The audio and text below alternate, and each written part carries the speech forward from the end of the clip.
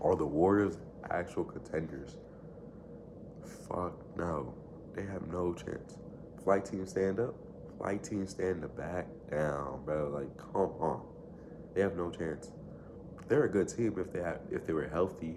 If you had Steph Curry, Porzingis, Butler, Draymond Green, and what pods maybe or post coming to play, bro.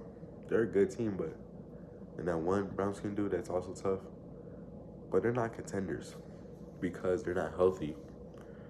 Especially with Butler out, they'll probably make the playoffs, maybe the 8th seed, the 7th seed, but they're not real contenders because everybody gets hurt to hurt, and Steph Curry's getting to that age. If they had a good center and everybody was healthy, they will win another chip this year or next year if everybody was healthy. But Steph Curry's only getting older. Draymond's ass.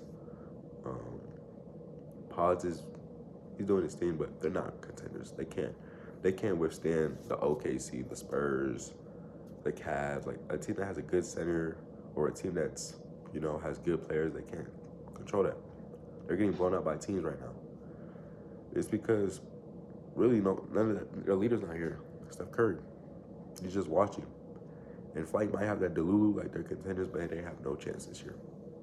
Like the real contenders of the NBA will destroy the Warriors. Real talk.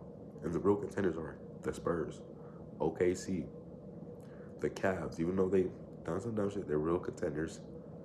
But for the East, especially the Boston Celtics, they're real contenders. The Pistons, and for the West, if you're not the Spurs or the OKC, I don't have no beliefs in anybody else. My favorite team, the Lakers, have no chance. They're not beating this OKC. They're not beating the Nuggets.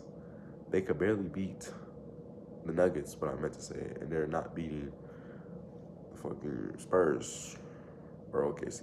Nobody in the NBA can stop Wemby. The Bucks sold Giannis's career. Giannis should have like 2 to 3, 4 rings, bro. He should be in GOAT talk. But instead, he wants to be loyal to a franchise that the minute you traded Drew Holiday, like why is Drew Holiday not on a franchise team? He is the franchise player. To me, he's that chip player. He brings you defense, good shooting, stops their best players on offense or point guards.